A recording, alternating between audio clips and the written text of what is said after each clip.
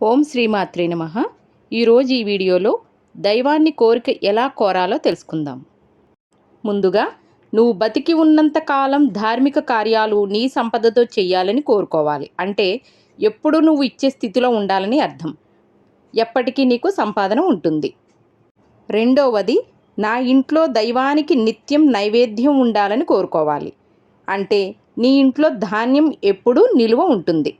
ఇక మూడవది, నా ఇంట్లో నేను నిత్య పూజ రోజూ చెయ్యాలని కోరుకోవాలి. అంటే నీ ఆరోగ్యం బాగుంటేనే నువ్వు ఎప్పుడూ ఆనందంగా ఉంటే నీ ఇంట్లో నిత్య పూజ చేస్తావు.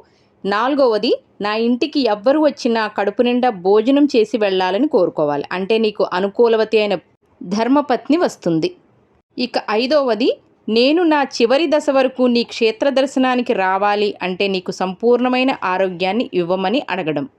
ఆరవది, కుటుంబం అంతా సంతోషంగా క్షేత్ర దర్శనానికి రావాలని కోరాలి. అంటే నువ్వు ఆరోగ్యంగా, ఆర్థికంగా, కుటుంబంలో అన్యోన్యంగా ఉంటేనే జరుగుతుంది. ఇక ఏడవది, భాగవతులతో నీ గడప నిండుగా ఉండాలని కోరుకోవాలి. అంటే నీకు సమాజంలో తగిన గౌరవం, మంచి పేరు రావాలని కోరుకోవడం. ఇక ఎనిమిదవది, అందరూ బాగుండాలని కోరుకోవాలి. అందరూ బాగుంటేనే నీవు కూడా బాగున్నట్లే లెక్క. ఇక చివరిగా, నేను సంతోషంగా కాలం చెయ్యాలని కోరుకోవాలి. అంటే నిరంతరం ఆనందంగా ఉంచమని అర్థం. దైవాన్ని అడిగే కోరికలు ఇలా ఉంటే ఆ దైవం కూడా అనుగ్రహిస్తుంది. ఓం శ్రీమాత్రే నమః.